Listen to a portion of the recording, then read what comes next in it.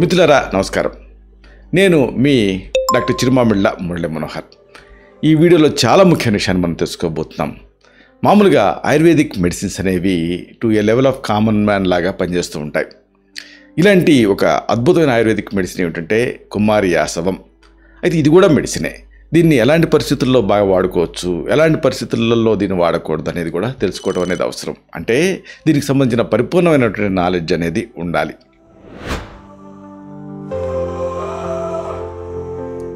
ఒక ముక్కలో చెప్పాల్సి వస్తే ఇది కేవలం మహిళలకు మాత్రమే కాదు, పురుషులకి కూడా ఉపయోగపడేటువంటి ఔషధం.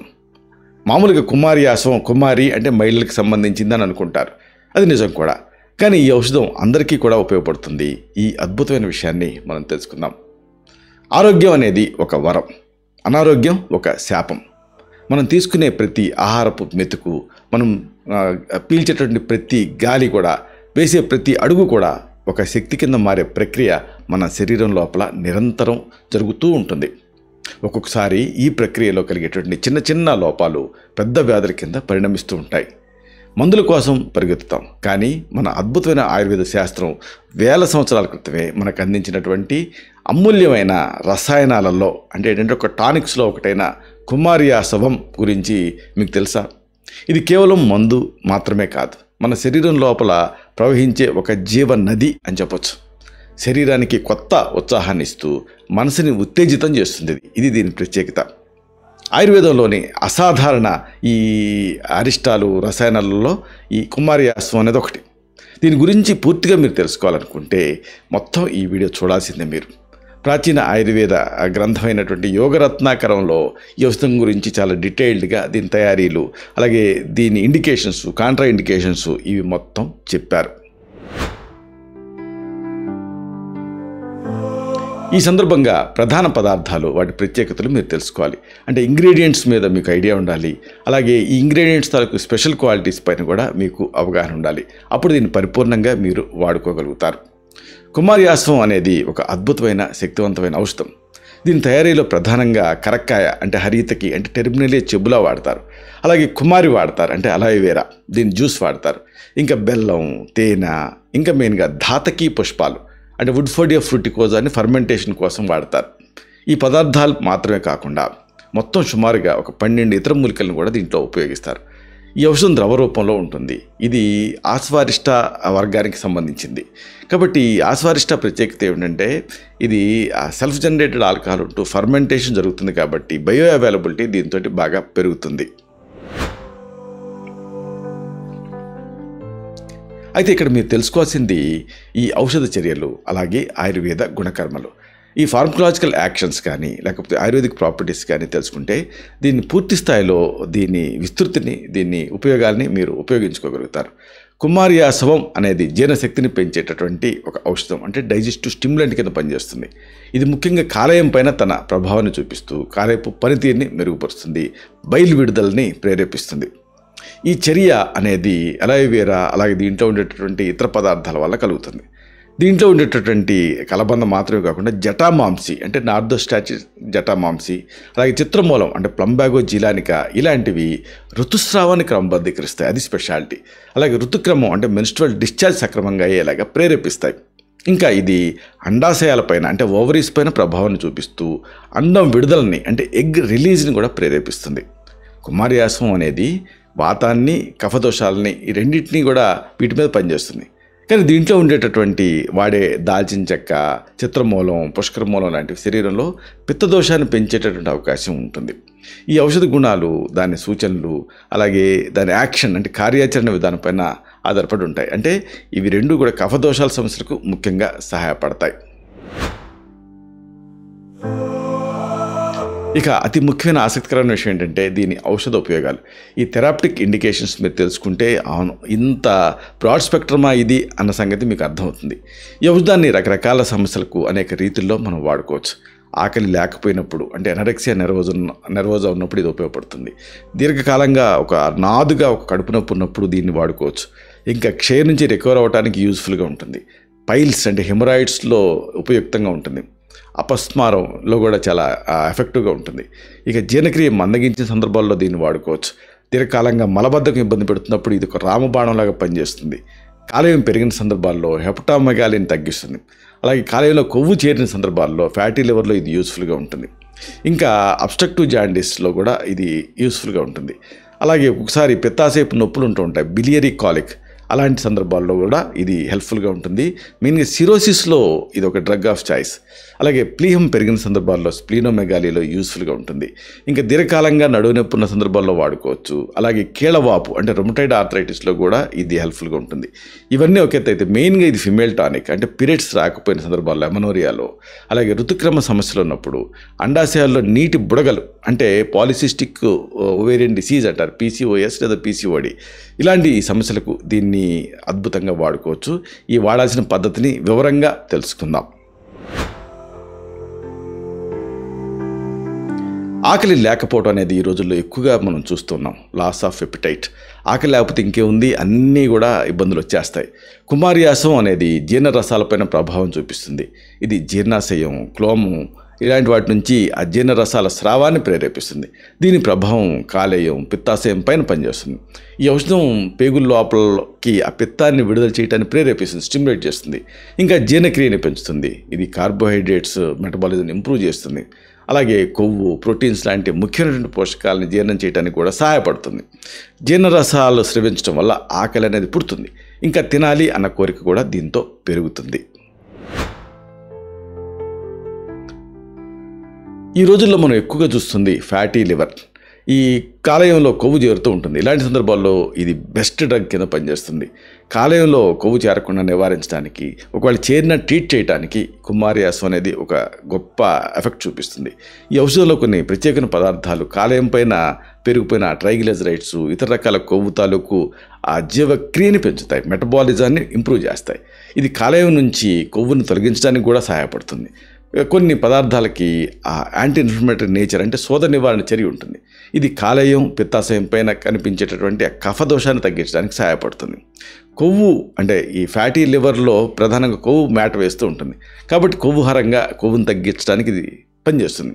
అయితే బెస్ట్ రిజల్ట్స్ కోసం మళ్ళీ దీన్ని ఆరోగ్యవర్ధిని ఒకటి, అలాగే వస గుడుచ్చాది కషాయం లేదా పిప్పలి రసాయనంతో కలిపి వాడితే ఇంకా ఎఫెక్టివ్గా ఉంటుంది. ఇక ఈ రోజుల్లో మనం ఎక్కువగా చూస్తుంది హెపటోమెగాలీ. ఈ కాలేయం పెరిగిన సందర్భాల్లో ఇది యూస్ఫుల్గా ఉంటుంది. కుమారియాసం అనేది కాలేయం తాలూకు ఆ సైజును తగ్గించడానికి ఉపయోగపడుతుంది. సాధారణంగా ఇది ఫ్యాటీ లివర్ తోటి సంబంధం ఉన్నప్పుడు చాలా ఎఫెక్టివ్గా పనిచేస్తుంది. ఇంకా కొవ్వు కాలేయం విషయంలో ఇది అంటే ఫ్యాటీ లివర్ విషయంలో చాలా అద్భుతంగా పనిచేస్తుంది. అంతేనా? క్రానిక్గా కాన్స్టిపేషన్ ఇబ్బంది పెడుతున్నప్పుడు, దీర్ఘకాలపు మలబద్ధకంలో ఇది అద్భుతమైన ఫలితం చూపిస్తుంది. కుమారియాసం అనేది పెరిస్టాల్సిస్ మీద పనిచేస్తుంది, పేగుల కదలిక. ఈ పేగుల కదలికలు పెరగటం వల్ల ఆటోమేటిక్గా డైజెషన్ అనేది ఇంప్రూవ్ అవుతుంది. పేగుల లోపలికి పిత్త ప్రవాహాన్ని పెంచుతూ పెరిస్టాల్టిక్ కదలికని స్టిమ్యులేట్ చేస్తుంది. ఇంకా ఇది కాలేయపు పనితీరుని కూడా సరిచేస్తుంది. ఇది పేగుల్ని స్టిమ్యులేట్ చేస్తూ పిత్త ప్రవాహాన్ని నియంత్రిస్తుంది. కాబట్టి కాలేయపు పనితీరులో మార్పుల వల్ల దీని ప్రభావాలు చాలా ఎఫెక్టివ్గా ఉంటాయి. అన్రిలేటెడ్గా అనిపించినప్పటికీ దగ్గు అంటే ప్రొడక్టివ్ కాఫ్లో ఇది అద్భుతంగా పనిచేస్తుంది. కుమారియాసం అనేది పేరుకుపోయిన కఫాన్ని పలచగా చేస్తుంది అనుకున్నాం కదా, అలాగే శ్లేష్మం తాలూకు దీనిపైన పెరిగిన సందర్భాల్లో కూడా పనిచేస్తుంది. కాబట్టి శ్లేష్మాన్ని కరిగించి సులభంగా బయటికి వచ్చేలా చేస్తుంది. ఇది ఊపిరితిత్తులను శుభ్రం చేసి దగ్గు తగ్గేలాగా చేస్తుంది. దీన్ని పిల్లలు, పెద్దలు ఇద్దరు కూడా వాడుతూ ప్రయోజనాన్ని పొందొచ్చు. ఈ రోజుల్లో మనం చూసేది ఈ మెయిన్గా వైరల్ ఆర్థరాలజియాస్, అలాగే రొమటైడ్ ఆర్థరైటిస్ అంటే కీళ్ళవాతం, ఇలాంటి వాటిలో ఇది అద్భుతంగా పనిచేస్తుంది. ఆయుర్వేదంలో రొమటైడ్ ఆర్థరైటిస్ని ఆమవాతం అంటాం. ఇలాగా ఈ ఆమవాతం ఉన్నప్పుడు ఆమాన్ని అంటే కఫాన్ని కరిగించే తత్వం దీనికి ఉంది. శరీరంలో ఆము అంటే విషాలు పేరుకుపోవటం వల్ల వస్తుంది. కుమారియాసం అనేది ఆమ పాచకంగా పనిచేస్తుంది, లివర్ని స్టిమ్యులేట్ చేస్తుంది కదా, ఆమాన్ని తగ్గిస్తుంది. అలాగే కీళ్ళవాపు, నొప్పి, స్టిఫ్నెస్ ఇలాంటి లక్షణాలు తగ్గించడానికి సహాయపడుతుంది. ఈ ఎర్లీ మార్నింగ్ స్టిఫ్నెస్ కానీ, వాపు కానీ, బిగు తీసుకుపోవటం కానీ ఇలాంటివి కుమారియాసం వాడటం ద్వారా తగ్గించుకోవచ్చు. ఋతుక్రమ సమస్యలు ఈ రోజుల్లో పెరిగిపోతూ ఉన్నాయి, మెన్స్ట్రువల్ ఇర్రెగ్యులారిటీస్.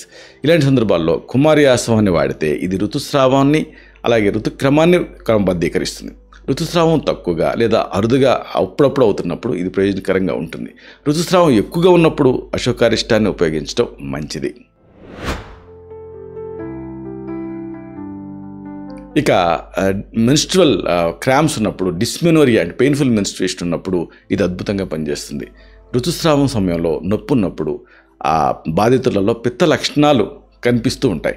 ఇలాంటప్పుడు ఒక్కొక్కసారి ఋతుస్రావం తక్కువగా ఉన్నప్పుడు కుమారి ఆసనాన్ని వాడచ్చు. ఇది ఋతుస్రావం అలాగే రక్తస్రావాన్ని పెంచుతుంది.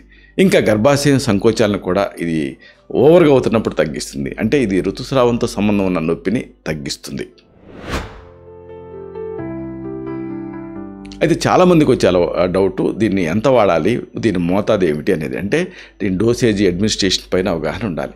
పిల్లలు అనుకోండి రోజుకి 2 సార్లు 5 నుంచి 10 మిల్లీలీటర్లు ప్రిస్క్రైబ్ చేస్తాం. పెద్దవాళ్ళు అనుకోండి రోజుకి 2 సార్లు 10 నుంచి 20 మిల్లీలీటర్లు ప్రిస్క్రైబ్ చేస్తాం. మ్యాక్సిమం డోస్ ఎంత అంటే రోజుకి 60 మిల్లీలీటర్లు. దీన్ని అంటే మామూలుగా అన్ని ఆసవరిస్టార్ ఇలాంటి డ్రగ్స్ అన్నీ కూడా దీన్ని ఎప్పుడు కూడా ఫుడ్ తర్వాత తీసుకోవడం మంచిది. కానీ కుమారి ఆసనం మాత్రం ఆకలి లేకపోవటం అలాగే తినాలన్న కోరిక లేనప్పుడు ఆహారానికి ముందు ఒక 30 నిమిషాల ముందు కూడా ప్రిస్క్రైబ్ చేస్తూ ఉంటాం. ఇలా తీసుకోవటం అనేది అడ్వైజబుల్. అయితే ఇది ఎంతవరకు సేఫ్, అలాగే దీని సైడ్ ఎఫెక్ట్స్ ఏమిటి, ఇది అంటే భద్రతా సమాచారం దుష్ప్రభావాలపైన కూడా అవగాహన ఉండాలి. కుమారి ఆసనం అనేది నిజానికి సేఫ్ అంటే, కానీ ఇదన్నా మందు కాబట్టి నిపుణుల పర్యవేక్షణలో సూచించిన మోతాదులో వాడటం మంచిది. ఎక్కువ మోతాదులో తీసుకుంటే మనం కొన్ని అవాంఛనీయ లక్షణాలను ఫేస్ చేసే అవకాశం ఉంటుంది.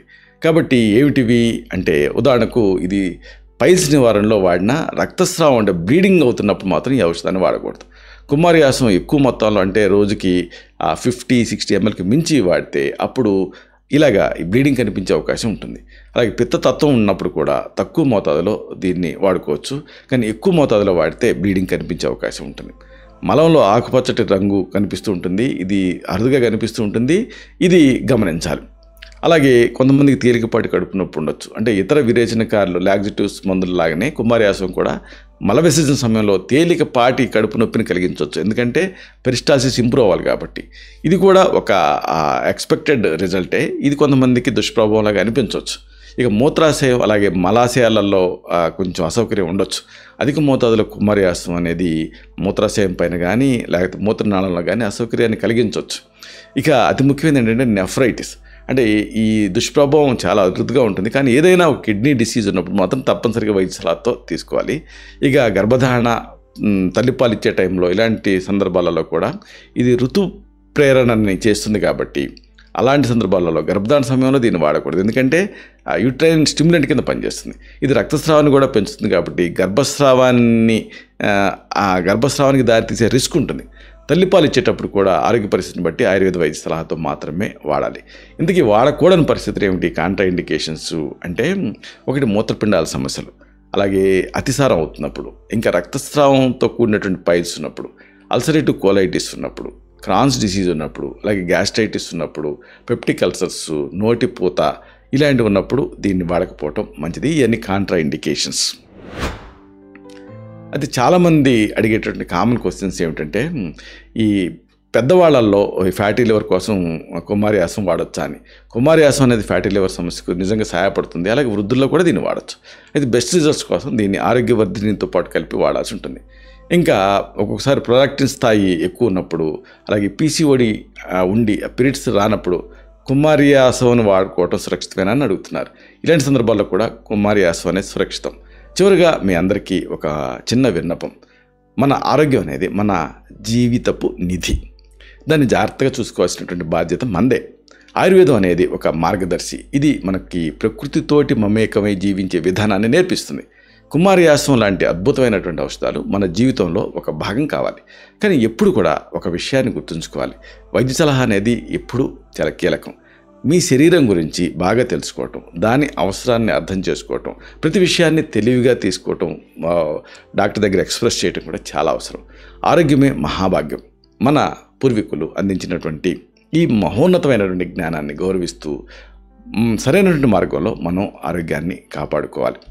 ఇలాంటి మరిన్ని ఇన్ఫర్మేటివ్ వీడియోస్ కోసం ఈ ఛానల్ సబ్స్క్రైబ్ చేసుకోండి. అలాగే ఈ వీడియోలు అప్లోడ్ అవడంతోనే ఆ విషయం మీకు తెలియాలనుకుంటే బెల్ బటన్ క్లిక్ చేయండి. అప్పుడు మీకు ఒక నోటిఫికేషన్ వస్తుంది. ఆ నోటిఫికేషన్ మీరు క్లిక్ చేస్తే ఆ వీడియోని మిస్ కాకుండా చూడగలుగుతారు. అలాగే ఈ వీడియో మీకు నచ్చితే లైక్ చేయండి. అప్పుడు ఇది మరింత ఎక్కువ మందికి రికమెండ్ అవుతుంది. ఈ వీడియో తలకు పర్పస్ సర్వ్ అవుతుంది. అంటే అందరికీ ఆరోగ్యం ఉన్న మన అభిలాష, మన ఆకాంక్ష నెరవేరుతాయి. శతం జీవ శరదో వర్ధమానః, శతం హేమంతాన్ శతం వసంతాన్. 100 శరత్తులు, 100 హేమంతాలు, 100 వసంతాలు వర్ధిల్లుతూ జీవించండి. Stay healthy, stay happy, be positive, keep smiling. Love you all. శుభం.